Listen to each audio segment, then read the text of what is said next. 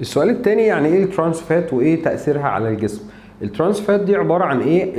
الانسان عندنا في زيت نباتي وفي دهن حيواني.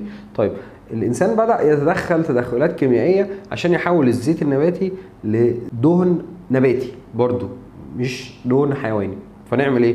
لقى ان الفكرة ان الزيوت النباتية هي زيوت ليه؟ هي شكل سائل ليه؟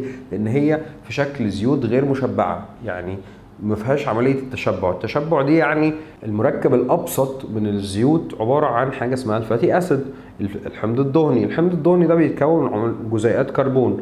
جزيء الكربون ليه قابليه ان هو يمسك في 4 مركبات، فلو جزيء الكربون ماسك في 4 حاجات مختلفين عن بعض هي بيتقال ان هو مشبع. لو هو ماسك في 3 حاجات فقط بيتقال ان هو غير مشبع. فبالتالي الزيوت النباتيه هي غير مشبعه عشان بيبقى فيها جزيئات كربون مش ماسكه في 4 حاجات. فعشان كده كل ما عدد الجزيئات يقل في المركب بيميل ان هو يكون في الحاله السائله. طيب عشان احوله لحاله صلبه بقى بعمل ايه؟ فبقوم حاطط هيدروجين يمسك في الكربونه اللي ماسكه في 3 حاجات بس عشان تبقى ماسكه في 4 حاجات فتبقى مشبعه. فبالتالي لو انا جبت الكربونه حطيت عليها هيدروجين فبقت ماسكه في 4 حاجات بقت مشبعه، فبحوله من الحاله السائله اللي هي الزيت احوله للحاله الصلبه عن طريق عمليه هدرجه.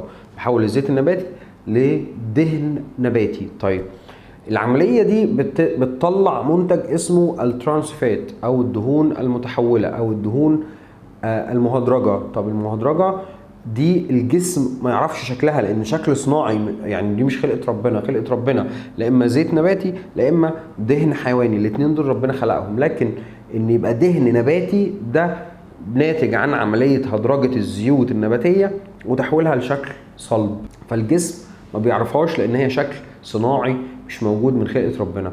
فدي قابليتها للحرق تكاد تكون منعدمه في الجسم، فما بتتحرقش في الجسم وتبدا ترسب في الجسم، سواء بتسبب مشاكل صحيه وتسبب السمنه او بترسب في الاوعيه الدمويه وتسبب تصلب في الشرايين.